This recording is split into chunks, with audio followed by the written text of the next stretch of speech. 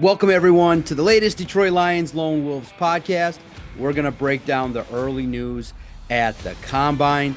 Brad Holmes, Dan Campbell, both coordinators spoke. We've had an opportunity now to get to know a little bit better the edge rushers, the defensive backs. On Friday, the offensive skill players started to discuss with reporters where they want to play, potentially their fits, who on the Lions they're close to. So lots of news and notes regarding the Detroit Lions. The workouts have started. Now you can dig into what they did out there on the field. And just to premise it, though, a lot of general managers kind of indicate that, yeah, the work at the combine confirms or sort of weeds out what they already kind of know about a player. A lot of work that's done by general managers is on film. What do they show in games? And when the lights are the brightest, how do they perform? Maybe in games where the game's out of hand or situations where there's adversity. So we recognize now that Brad Holmes and kind of what the Lions are looking for. But Christian and I have had a chance to watch the workouts early with the defensive backs, we've had a chance to pay attention to the edge rushers. The defensive backs, I believe, are going to work out Friday. And there are going to be things that people have paid attention to with the linebackers. Those that have taken the field are the linebackers and the defensive linemen. And throughout the weekend, Saturday is a big day with the skill positions getting out there on offense. But I think we put a lot of emphasis on the defensive players that are available. But let's start with this. First and foremost, roster news with the Detroit Lions. Christian, what was your reaction to the news that Jalen Reeves-Maybin has been told by the organization reportedly that his time is done when the new league year hits? He's no longer going to be part of the organization. Yeah, I think that it's a tough move that the Lions had to make because when you start looking at the future of this roster and the extensions and all the cap money that they're going to need to have to make the moves that they want, this was a move that they had to make. And I think that when you look at the fact that they could be bringing back some of their free agents as far as like a Carlton Davis or a Derek Barnes, Kevin Zeitler, you need as much cap space as possible for the 2025 season. And unfortunately, Jalen Reeves-Maybin had that neck injury that cost him quite a few games this year. And when he was able to return from the injury, he missed a little bit as far as he just didn't have that same level of production, I guess is what I'm trying to say. And he did have to come in and contribute because they had so many injuries at the linebacker position. But I just didn't really see it. And as great as he was on special teams, the Lions do have other players who have kind of taken over that role of just being top special teams contributors. Khalil Dorsey comes to mind, who is a free agent, by the way. And Sione Vaki, as a rookie, had a really good year on special teams as well. So it's a tough move. Obviously, Reeves-Maybin is a captain. He's well thought of. He's the NFLPA president. But when you look at the construction of the roster, it was just hard to see him making a significant impact on defense given the depth at the position. And they could draft a young linebacker as well, which we'll get into some of the guys who were really, really good at the combine. But yeah, I mean, it's a tough break for Reeves-Maybin, and I'm sure he'll land on his feet. Obviously, his ability on special teams will be coveted across the league. It's just, it just wasn't for him in Detroit anymore.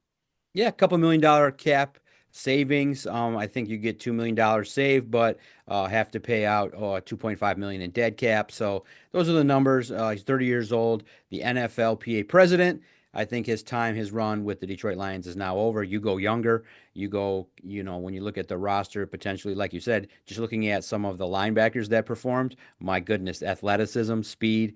And if you're looking for a depth player, I do think that you can upgrade the position. I think you can find a better player than Jalen Reeves-Maybin to be a special teams contributor, maybe even a contributor that can also make more impact out on the field. And I think Mm-hmm. with Kelvin Shepard, I think that potentially now you're going to have a coordinator that's going to have a fine eye for who's out there, and maybe even, a player that had some opportunity that could also basically in a situation in which it's an NFL league not for long, maybe Ezekiel Turner is a player that they want to develop and can be somebody that can also serve that role if they decide to bring him back. Now, at the combine, there were opportunities to speak to Brad Holmes, Dan Campbell, and both coordinators. And I thought it was insightful. And I think that one of the most important takeaways from Brad Holmes in discussing regarding the edge rusher and learning from the Browns general manager and head coach is that the pursuit of top edge rushers, again, is very difficult. And just based on the tone that Brad Holmes took, he basically laid out that, look, priority number one is uh, allocating dollars to their own players.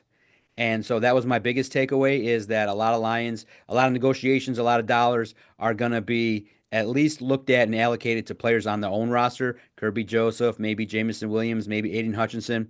So that's kind of where you realize, okay, free agents and trades and blockbusters might not be in order for the Detroit Lions. What was your takeaway from Brad Holmes? And did it come away more like, okay, realistic in regards to, hey, the Lions got to take care of their own guys? Yeah, I think that a lot of it and what he had to say was kind of a dose of reality, both in the case of Dose of allocating money reality. for internal free agents, but also talking about the edge rusher market and everything that could come along with acquiring another one. And when you talk about acquiring another star pass rusher to complement Aiden Hutchinson, Brad Holmes didn't sound super optimistic about it. And I wouldn't necessarily categorize that as a bad thing. It's just a real thing. Like, he talked at his end of season press conference about how hard it was just to get Zadarius Smith, and now obviously with all the buzz around Myles Garrett, the Cleveland Browns have made it very clear they do not want to lose Myles Garrett. And while Myles Garrett is kind of pushing back, saying he's not going to negotiate a new contract, the Browns don't have any intentions of trading. At least that's the outward appearance right now. And so in order to get him, you'd have to make a crazy offer. And I'm not sure that Brad Holmes feels inclined to do that right now. Obviously, the Lions are a much better team with Myles Garrett on their team, but as Brad Holmes said in his press conference, it's just so hard because that's such a premium position, and guys like that are not just going to be given away. And so I thought that really it was kind of a reality check just because he was so transparent and honest about the fact that, hey, tough decisions are coming to this roster because we have good players on our roster that we want to keep.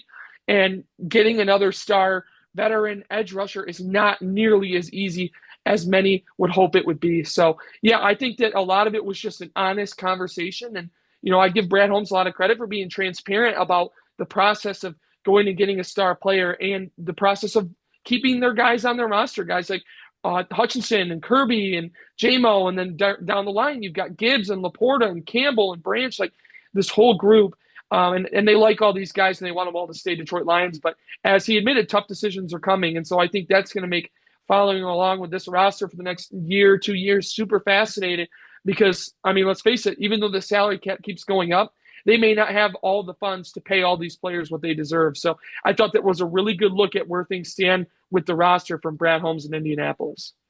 And you look at Dan Campbell, I thought his role more was kind of button up why some of the coaching moves were made. Tashard Choice moving Scotty Montgomery from the running backs coach to coach receivers. He told Lions on SI that look, he expects that Montgomery's going to be a big factor in the passing game. He expects the relationships with Amon-Ra and JMO to be really beneficial working with Scotty Montgomery. And I think to continue his pursuit of, I think Scotty Montgomery is on the track to become an NFL head coach. I think having another opportunity to work with receivers is going to benefit him and maybe the Lions offense as well.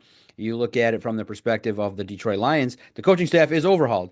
And he explained, Dan Campbell talked about why Calvin Shepard was the right call, learning that there was over 20, over 20 interviews conducted to try to find these replacements. And it's one of those situations in which he did not take it lightly who was brought to the table. And I think it's intriguing. One of the interesting nuggets as well was the fact that there's three now former quarterbacks on the roster with Tiasosopo, Gradkowski on the roster as well, coaching. I think the coaching staff rounded out. He did say, look, it's not, nothing really too much to read into that. It's just that he finds individuals that he believes fit the Lions coaching staff culture that are going to push the players, work with those that are going to be, skill positions. And they think that the Lions have done a good job. And I know there's concerns. It's natural. What's the level of fall off potentially going to be from last year to this year, or can there be improvements? What'd you take away from Dan Campbell and his, real honest assessment of how he rebuilt the coaching staff?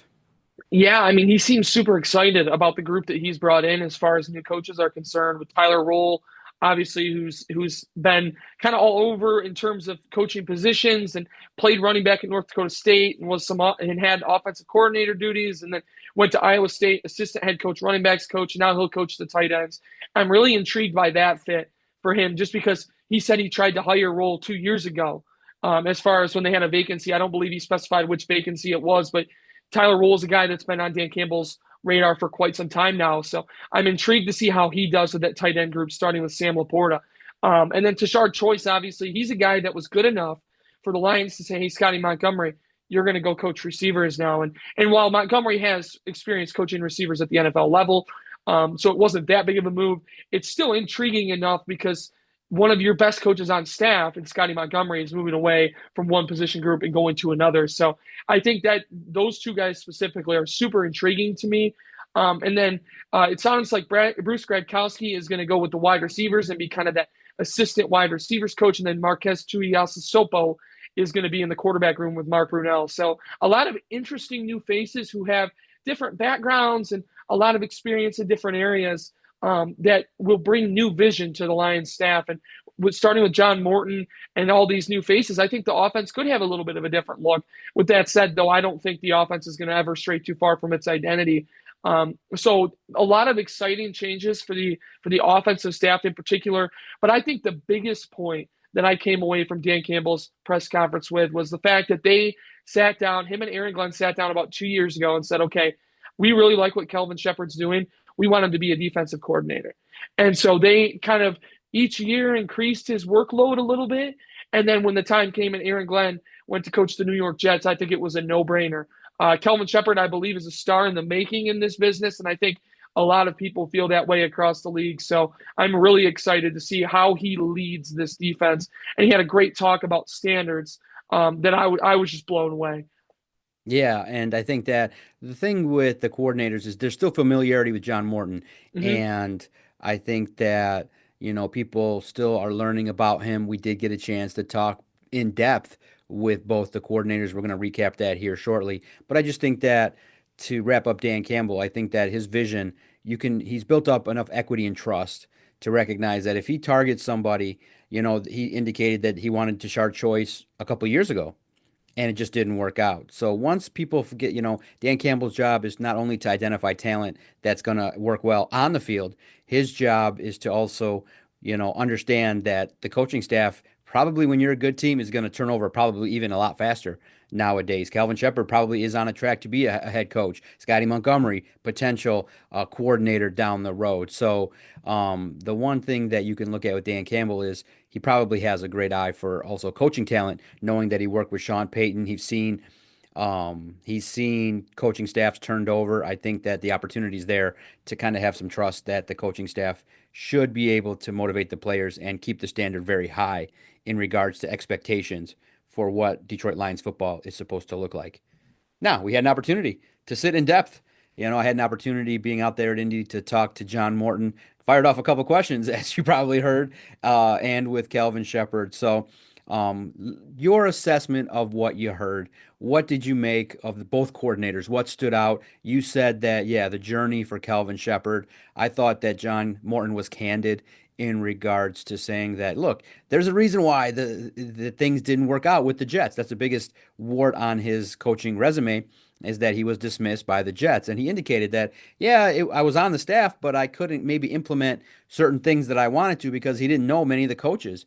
And he said, look, this is different. It's a different opportunity. It's several seasons later. He's partly the reason and the architect of the offense that's been put in right now. And he gets to have David Shaw be part of the staff who he's very close to. He gets to put together an offensive staff that's going to give him the best opportunity. And then the thing that's probably most in his favor is the talent. Really is going to make him look really good as a play caller in regards to being able to maybe even cover up some learning mistakes that he does make. So I'm okay with the Morton hire because of his experience. And also, too, he's also looking to prove that, hey, I'm not just a guy that flamed out with the Jets. I'm not just a vagabond coach that just kind of bounced around. He wants to prove that, hey, I had an opportunity in the past. Now give me one. Give me another shot with a veteran quarterback in his prime, a nice offensive line, and some weapons. John Morton, I think, is ready for success. And I don't expect too big a drop off. But what was your takeaways from Morton and Shepard? I agree with you. Shepard definitely understands his role, definitely understands, I think, how to deliver a message. And he's relatable, somebody that I think will be able to maintain and reach a locker room that understands what he's already about. I think the captains understand. Alex Anzalone will be that bridge to say, hey, Coach Shep's going to understand that, hey, if you don't handle your P's and Q's, there's going to be some major problems. So I was very much impressed. I was left impressed being able to sit in close proximity with other reporters and ask questions and learn about some philosophies that both these coordinators have. Yeah, I'm super excited to see specifically how Kelvin Shepherd plays out, and that's because he is such a good speaker. Like he gets you motivated, and he's going to have that group ready to go. And I think the difference between his first year and Aaron Glenn's first year is that the talent level has increased, and Aaron Glenn had to make do with some of these broken pieces and things like that within the defense. And now the roster and the talent level on the roster has increased, and while the defense still isn't like a top 10 defense quite yet, there's a lot of talent on that group now. And they have a chance to get even better in the draft. And so I'm very excited to see how Kelvin Shepherd leads this group because I think the Lions defense could be really good next year. If guys like Terrion Arnold take another step and you get a little bit more out of the pass rush and, you shore up the safety mark as far as like Joseph and Branch and you figure all that stuff out. Like, I think the defense can be really good. And so I'm excited to see how Shepherd leads that group and how he holds them to those high standards to get them ready to go. And then offensively, John Morton, there's so much to like about his background and all the different coaches he's worked with. And now he's essentially being handed the keys to a Lamborghini right now with all the talent on that offense. So for him, it's all about just designing scheme and getting these Lions ready to go so that they don't miss a beat in 2025 in terms of being a high-powered offense. So there's a lot to like about the demeanor of both coaches and the background and experience of both coaches. And now all it is production on the field. So it's so far so good with both of the coordinators, and we'll see how it all plays out in the fall. Yeah, it's going to be interesting. I do think that OTAs and the early work will be very vital when new players come in and as we approach free agency, how this is going to shake out with the new coaching staff. So it'll be interesting to see. And now we get to what everybody's paid attention to, the prospects. I thought, it's real interesting just a behind the scenes look real fast. It's a big conference room and every 20 minutes a new wave of players come. So one reporter, I basically could man two. I could listen in on two edge rusher prospects at the same time, but there's just so many that you realize, oh my goodness, one reporter from an outlet might not be enough to listen in on all the meaningful press conferences. But I think that most importantly, Lions on SI hit the big ones, in terms of Kenneth Grant, Josiah Stewart, Mason Graham. You look at it and you say, oh my goodness, whew, that it's a edge rusher class that's deep that maybe the Lions don't need to even target one in the first round should they choose an offensive lineman. I thought that there's a lot of good players in this draft on the offensive line. But it's interesting that most pundits are ranking the depth, and Vito highlighted it at Lions on SI. The depth in the draft is the defensive line, running back, and tight end. So it was real intriguing. But the defensive backs and the edge rushers, I thought acclimated well. I thought that they were able to really express what they're about, why they're able to pass rush, and what they're going to do to impact a defensive line. I was definitely impressed with Mike Green and how he handled a tough situation. I just felt like, wow, to be able to be open about serious allegations and to talk in front of the world about some things that didn't go his way in college, I thought was real revealing and telling. I asked a little bit about, I asked Green and asked, I think, Kenneth Grant and several other edge rushers what it would mean to play with Aiden Hutchinson and the respect level that you're starting to see for the Lions defense, like Aiden Hutchinson and Terrion Arnold and Brian Branch. The impact of the Lions winning has really permeated across the prospects as a lot of their former teammates and friends from where they used to play college have kind of come out and said, hey, we're very impressed with Brian Branch, Kirby Joseph, Aiden Hutchinson. So it's the culture is not only on the field, but it permeates to other players that, hey, good players want to play with other good players. And I think the edge rusher class is legitimately one in which there's a lot of good players. Who stood out to you in regards to the performance on the field? I know it stinks because a lot of the top Michigan players as well, Abdul Carter, some injuries popped up for some of these edge Mm-hmm. rushers that precluded them from performing on the field. I do think that a lot of high-end talent realize, there's maybe a little bit more to lose to perform out there than there is to gain. But I do think there's a lot of edge rushers that stood out potentially that could be fits for the Detroit Lions. Who are Dan Campbell, Brad Holmes guys that you saw from the biggest need? That's why I stayed and intently hammered out the coverage for the edge rushers. It's the biggest area of need. Who stood out? Who should be right now on the board, slotted up really high for the Lions? Yeah, so I think when you talk about on-field performance, I think the conversation starts with Shamar Stewart out of Texas A&M. Weighed in at 267 pounds, 6'5", and then proceeded to have one of the better athletic showings in Indianapolis. He ran a 4.59 40 and vertical jumped 40 inches. Like that to me tells you everything you need to know. And oh, by the way, broad jump was 10 foot 11 inches. Athletically, he's explosive, he's fast, he's tough. Didn't have necessarily the elite level production that a lot of these edge rushers have, but I think some of that was due to just where he played on Texas A&M's defensive line. So I'm excited to see how that translate, those athletic traits, how they translate.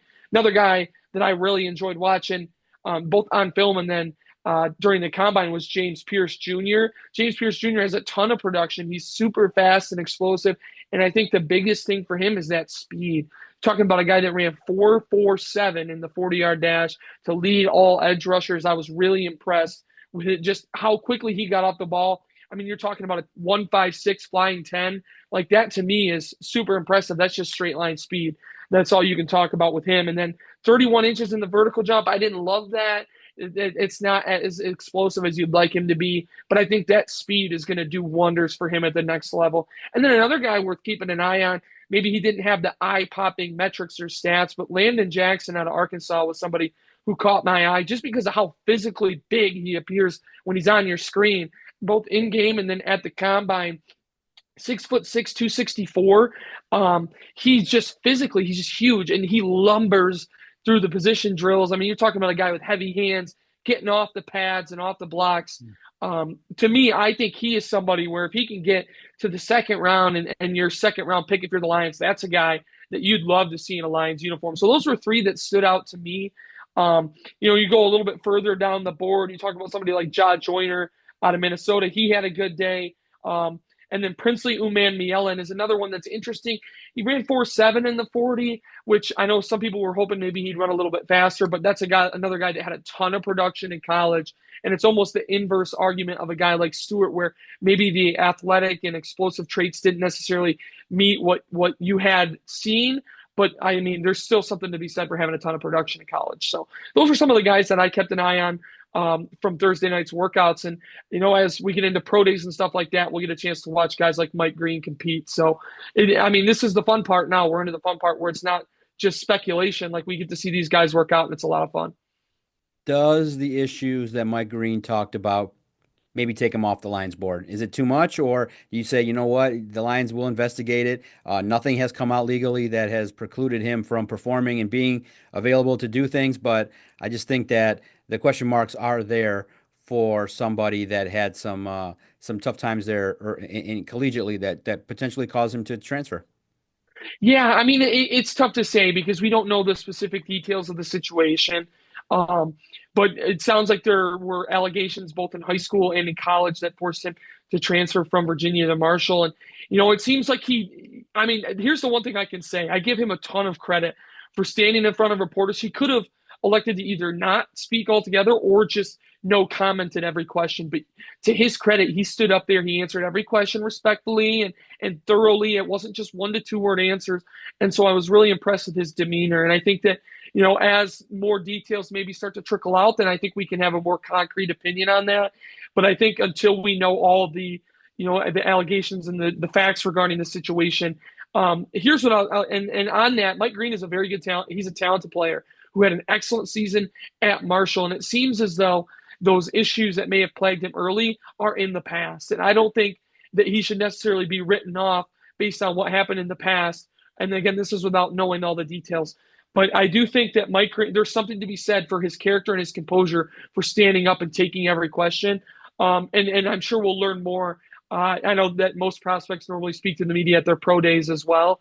And so maybe there'll be more on that when he speaks to the media again. And right now it seems, though, like evaluators have him in the top 10. So we'll see if he even gets to the Lions. But I think when you talk about playing style, he fits. But that culture fit. I mean, he did meet with the Lions, so the Lions have their knowledge on him as far as a prospect. And I'm sure that if he falls past 28, then we'll know. But I think that the Lions do have interest because they met with him, and I'm this is one that I'm fascinated to follow along with, just as we move throughout the process. And sometimes when you watch the combine, players just jump off the screen. Mm, Jihad Campbell just jumps off the screen. yeah. You have to pay attention to his numbers. You have to pay attention to his productivity. You have to be like, well, that looks like a Detroit Lion. From the facts that you see on film, I just think that he definitely stood out from the linebacking crew. Who else stood out? Who made a case for themselves from the linebacking crew at the combine?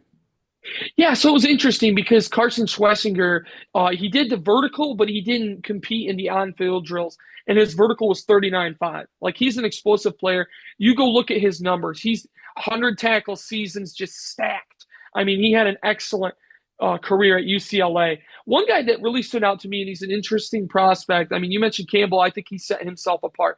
But one guy that really stood out to me was Oklahoma State's Nick Martin. Just watching him, you're impressed by his athletic ability, 4.53 in the 40, 38-inch vertical, like the traits are there. And so I did a little bit of digging on him, and he had a knee injury that limited him to 5 games this year, but he was coming off a 100-plus tackle season in 2023 for Oklahoma State. And then he had 10 tackles and 16 tackles in his first 2 games, including 4.5 tackles for loss against Arkansas in the second game of the year for Oklahoma State. And I'm impressed by the fact that he suffered a significant injury. And instead of just kind of resting on his laurels and saying, hey, I'll work out at the pro day, like, here's a guy that's not super far removed from an injury that cost him over half the season, who decided to come out and do all these workouts at the combine. So I think there's something to be said for that.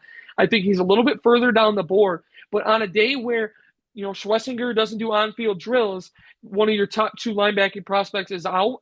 Now all of a sudden that opens up the playing field, and guys like Nick Martin can go out and really put on a show. I mean, if Schlesinger would have worked out, I think you'd have seen a lot of heads turn after he worked out, and maybe not pay as much attention to guys further down the board. But because of that, guys like Nick Martin, guys like Teddy Buchanan out of Cal, who had a 40-inch vertical jump, like these younger outside prospects who are a little bit further down the board, I think got a chance to shine on Thursday night. And so I was really impressed with guys like Buchanan, guys like Martin.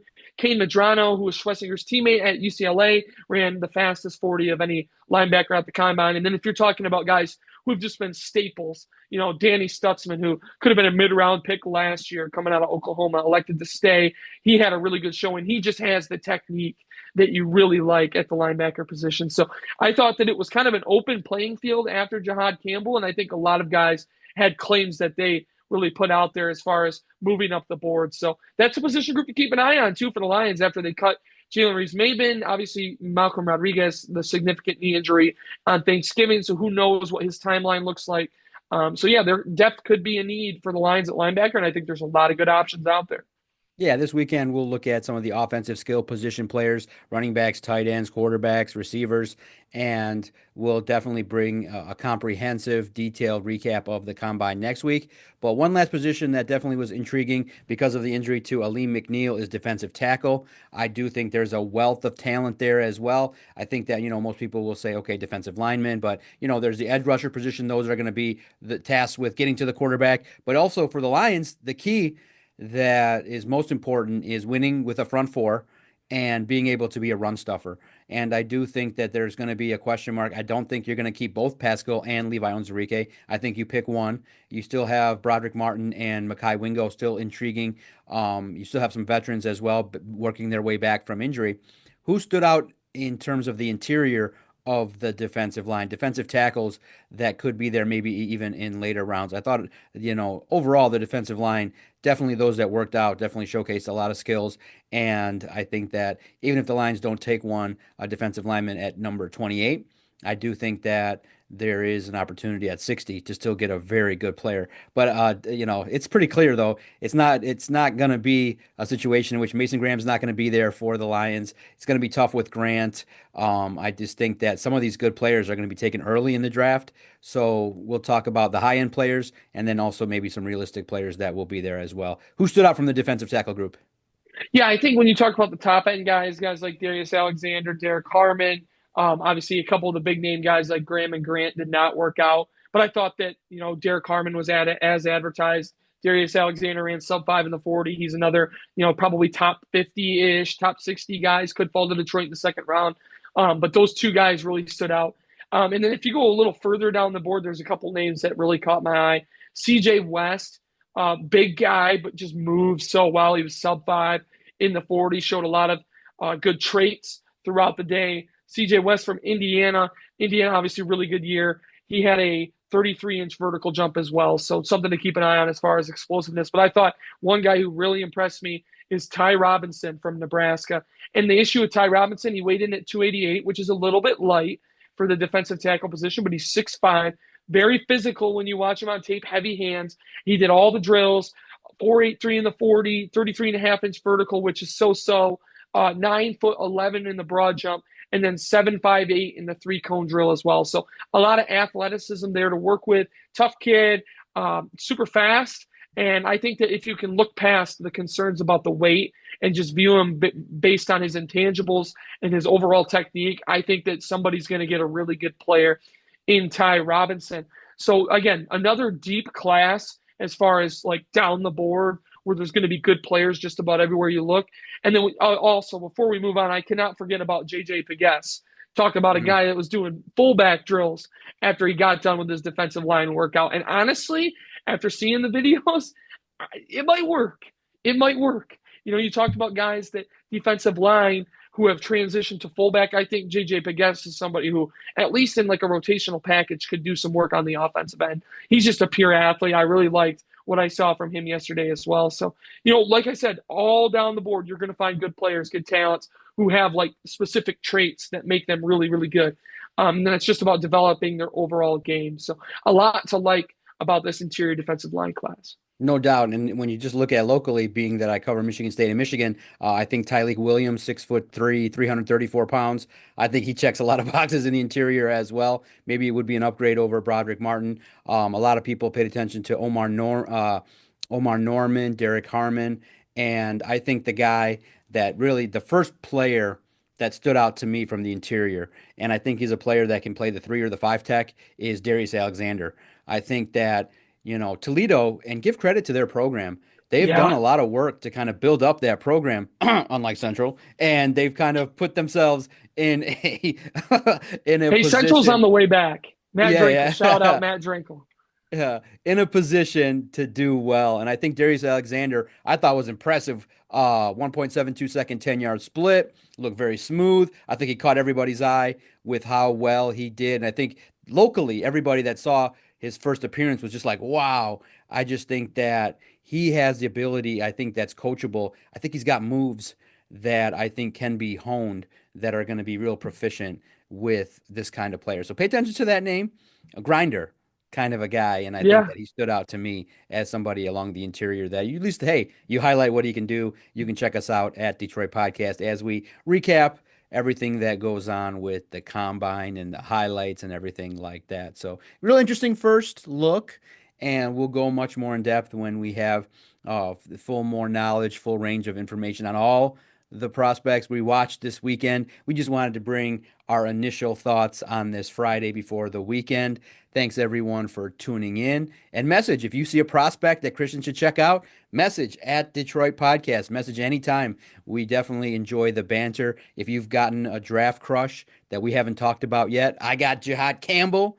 And it's just one of those situations where a lot of players definitely will come that you'll see on the screen there that will be intriguing that players will watch, pay attention to. Also, Christian reported on as well that Jalen Milroe met with the Lions. So, Mm-hmm. what does that mean? We'll start debating and talking about it all next week as we comprehensively recap all the narrative storylines from a fun week at the Combine. All I can say, Christian, is I went to Starbucks and I had no issues. I smile. Everybody liked me. I got to see the colleagues, meet the friends, got to enjoy Indy. It's worthwhile. It's hectic. It's basically the NFL convention. It's an NFL circus. And for year one, I'm very happy with how it went down. Built connections, talked to agents, talked to NFL reporters, learned a little bit. And the good thing is, I just think that Here's a real secret. You just walk up to everybody with a smile, tell them how much you enjoy their work, some respect, and then you can start asking all the questions you want. Everybody's open. There weren't too many people that were closed-minded in the buildings. Everybody was smiling, having a good time. Tired people because they're staying out late, but I think it's a fun time. And I'll say this. I survived the shrimp. All four pieces with the heavy, heavy horseradish. Good time in Indy. We did it well. Represented Lions on SI, represented the on SI brand to the fullest capacity. I enjoyed meeting everybody, all the writers that did make it out there. So thanks everybody for tuning in. If you have any questions, message, feel free at Detroit Podcast. Visit Lions on SI Daily for highlights, videos, trackers. Who you want to know just who met with the Lions? Me and Christian have been updating the tracker as we find out who's been meeting formally and informally with the Lions, and we'll bring you updates as the combine takes place, as we watch as many hours as possible of the workouts. Look forward to talking to you next time, Christian, on the next episode of the Detroit Lions Lone Wolves podcast.